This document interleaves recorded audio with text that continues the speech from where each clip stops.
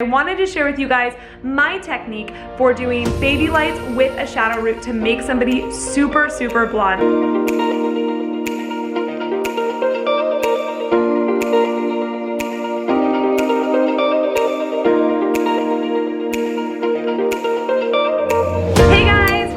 Welcome to my YouTube channel. Last week I did this amazing blonde transformation and I want to share it with you. So my client came in and she had kind of a grown out balayage, a little bit yellowy, and she wanted to be really blonde, and so we decided to do a full baby light highlight transformation with a root shadow, and it looked amazing. And I wanted to share with you guys my technique for doing baby lights with a shadow root to make somebody super, super blonde. So I'm gonna jump over to those videos and I want to share them with you.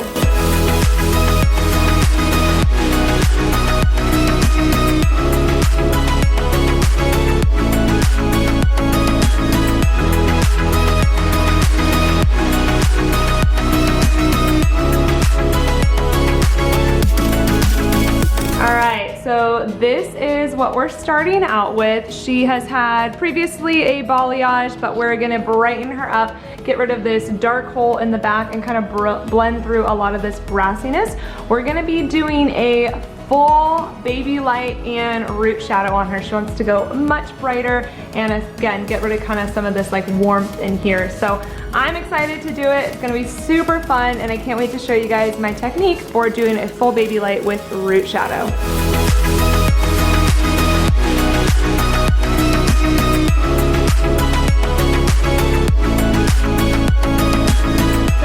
Every time I'm doing a baby light or full highlight, I always work with the hairline. So she's got a pretty normal hairline. Some people have really wide set hairlines.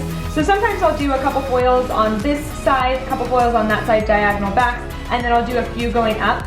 For her, we're just gonna work diagonal back until we get to the V, so we don't have to do any across the bottom. So I've already done the other side, but what we're gonna do on this side is, you guys can see I start pretty fine around the hairline because, again, we want this to be really beautiful when it grows out, and we want it to be a really nice accent piece, but nothing like a line growing out. So you guys can see it's a really fine piece. I kind of weave it just ever so slightly, place my foil, kind of lock it in there.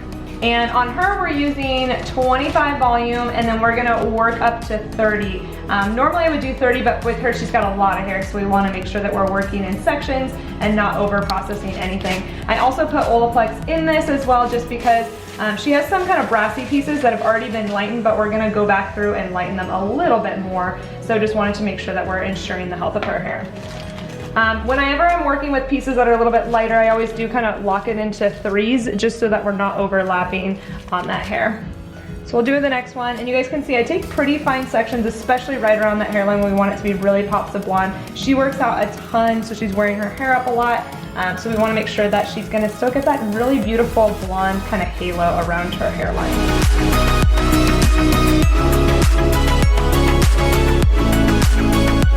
And you guys can see as I'm getting to kind of her end, she has a little bit of brightness all through there, so we're not going to overlap that, but just kind of making sure to kind of tackle some of that little bit of a band.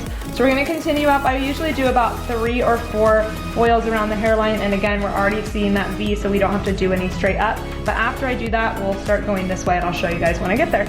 All right, so now we're at our V section here, and all I'm going to do is I'm going to take this tiny little triangle right here, and this is going to be our first section. Now, you guys are probably thinking that is like not a lot of hair. Can't believe you're doing a whole foil for this, but the thing with doing baby lights is you have to get really detailed, and this little foil is actually going to be a huge detail because this is right around her hairline. So even though this foil is not a ton, still taking that extra time to put in this foil is going to help just not have the big depth spot in the back of her head. So it's really, really important, and with baby lights you just have to learn to be tedious. Even though it feels like, okay, that's dumb to put that much hair in a foil, it's still important and it does make a difference in the client's hair.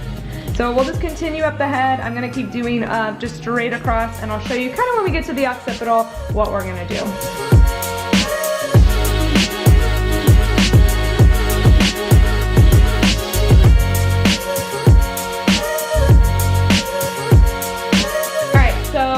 Foiled all the way through. We just did a mohawk section, and now we're to the front hairline. And so the front hairline is really, really important, especially with baby lights, even though we are going to do a root shadow. But as she pulls her hair back and as this grows out, we want it to grow out really subtly, so almost like where there's no line. So I'm doing really, really fine, baby fine sections, and that's what's really key to getting a beautiful hairline. So I'm just gonna kind of do like Babylight, so you guys can see this is pretty thin, and then I'm also gonna weave it as well. And as we get around that hairline, it's gonna get even more thin. And you guys can see I actually fold my foils backwards, so I don't fold them down like a lot of people do. The only time I do that is actually when I'm doing a balayage, which is funny. So I always have done my foils backwards. It allows me to get really close to the root, and it causes them to hold really good and not slip.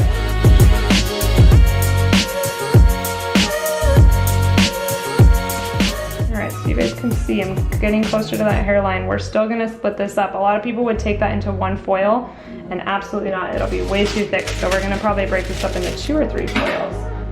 Being really detailed around the hairline is super key to having that hairline grow out really nicely, and taking that extra step to put in a few extra foils makes a huge difference. Alright, so we're down to like these last few baby hairs. Just gonna weave them. This will be our last foil.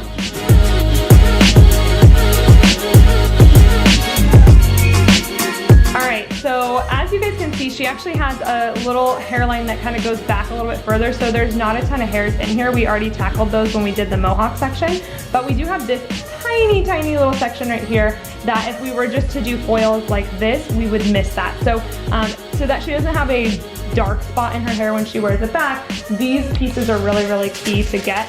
And again, everybody's hairline is different, so I'm always kind of customizing my foils to each person's hairline, and no two hairlines are the same. So just kind of figuring out, but this is typically the pattern I choose to go in, just to kind of get this little area, and again, so there's no like black hole in the front of the hairline. We could even do one more in here. The biggest thing you want to make sure is you're being really careful to be super fine in here so that they don't get like a line going this way.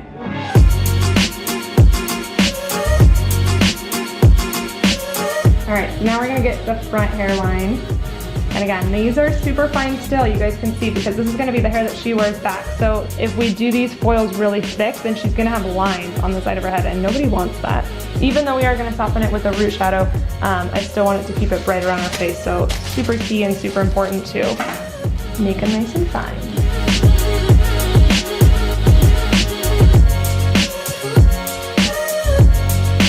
So it's really important to make sure that you are leaving some dimension in there so that it doesn't look like a platinum retouch or to get too thick right around that hairline. We do want there to still be some dimension because that's what a natural hairline is. All right, so we finished all the foils. We basically did a mohawk down the back, down through the center, and then we just did diagonal backs all the way, and then these little corner pieces here to kind of make sure there's no hollow spots. But this is pretty much my foil pattern. It's just a full highlight like I showed you guys. And some pieces are more highlights and some pieces are definitely more baby lights around the face. So we're gonna let her process. We'll probably rinse out the back when it's ready because we did do 25 into 30. And then we'll rinse out the back when it's done, and then we'll show you guys how we do some root shadowing. All right, so the back of her foils were finished processing, so I'm just having my assistant rinse out all of those underneath foils because we don't want something processing too long, but we'll let this front process just for a few more minutes. She's almost ready to go, but when foils are ready to go, you want to pull them out so that you're not over processing the hair. All right, so for her root shadow, we are going to be doing Kenra Demi 7NA and 8N equal part with 9 volume, and this is always mixed 2 to 1, so we're going to apply that. The reason why I like to use Demi Permanent is so that in case we ever have to lift out, it's great and it fades out really nicely. All right, so we just finished putting Olaplex number 2 on her hair. We let that sit on for about 10 minutes, and now we rinse it out, and we're gonna apply her root shadow. But what we're gonna put on first is the Equalizing Porosity Spray from Kenra. I really like this. I kind of just spray it on over the hair. It helps to detangle some of the hair, especially at the bowl, but it's also gonna equalize out her porosity just in case so that it saturates it evenly. All right, so with a root shadow, I always have my clients have their head up, and I'm gonna start at the very bottom of the hair. We're almost like applying like a root touch-up kind of thing, but we always wanna start kind of in the bottom because we want this to be the less depth, and then the least amount of depth around the hairline. I always make sure that I comb my sections down nice and clean so that everything is clean and nothing's going to be touching. And then we just start applying it. And with her, I'm applying it about 1 inch to 1.5 inches down from the roots, and this is just gonna give her a nice little shadow. With her hairline, I just want to barely kind of tap it around her hairline, nothing crazy. And then we're gonna take our next section, just kind of work our way up the head.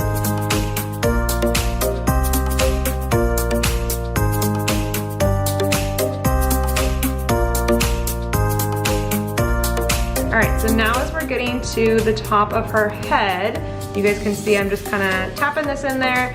Like again, I'm just doing like about 1 inch to 1.5 inches down, and it is gonna drag down just a little bit more. The reason why I like using Ken Ride Demi is because it allows the color to stay where I want it. It's not gonna drag down too much. It almost feels like a permanent color. But as we get around to the front, I section the hair in half, just kind of based off of like where the client parts their hair. But first, I'm always gonna section out this front hairline section because this, we only wanna have processed for just a few minutes. So we're always sectioning this out, and this allows us to keep that brightness in the front. So then we'll go back up to the top and start applying it this way and just kind of work our sections through.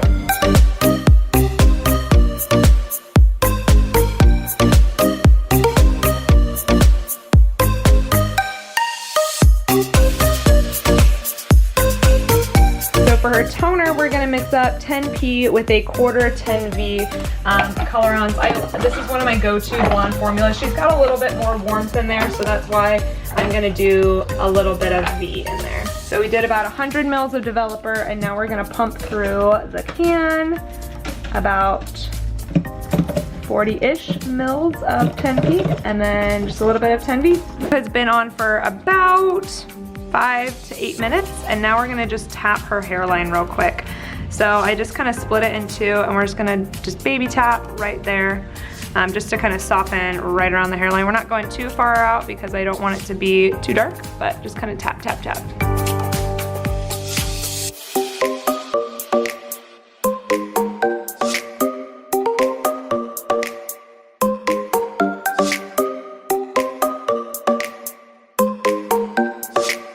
And then after the color's been sitting on for about a few minutes, I just always kind of pull my finger through just to kind of see like where we're darkened to, and to see if we have enough coverage for her. It looks pretty good. We're gonna leave it for just a few more minutes, but it looks pretty good.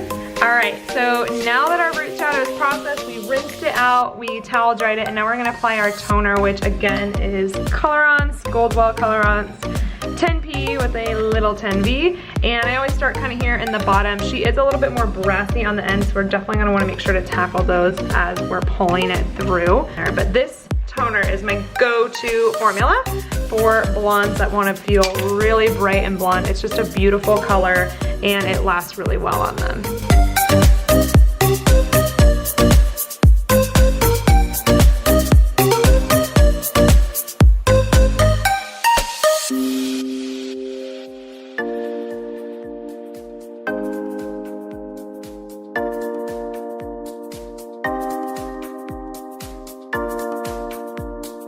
All right, here's our final look.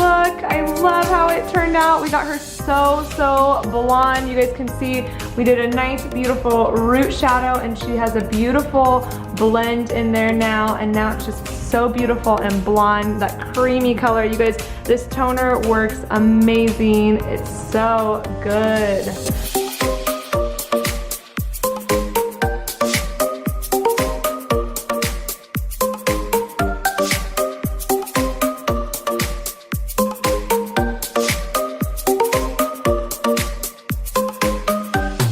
You guys can see those beautiful baby lights we did in the front there. Look at that amazing blend. This is gonna grow out so nicely for her. You guys can see we just kind of barely tapped that root shadow, but it's just super subtle and it's such a beautiful blend. I love how that ends up looking and how it grows out. Alright guys, so I hope you enjoyed watching those videos and checking out my Babylight / shadow root technique. For anybody who wants to be blonde, this is an amazing technique. It's super easy and it turns into amazing results. So I hope you enjoyed watching this. Make sure to hit the subscribe button below if you want to get more videos like this. I'm sharing all of my techniques that I share in the salon, not just the tip of it. I'm actually sharing every single thing. So make sure to hit the subscribe button below. I'm also going to be sharing lots of business advice, behind the scenes in the salon, and all that stuff. So if you're a hairstylist wanting to learn and grow more, this is definitely the channel that you want to be on. So thanks for watching, and I'll see you guys next time.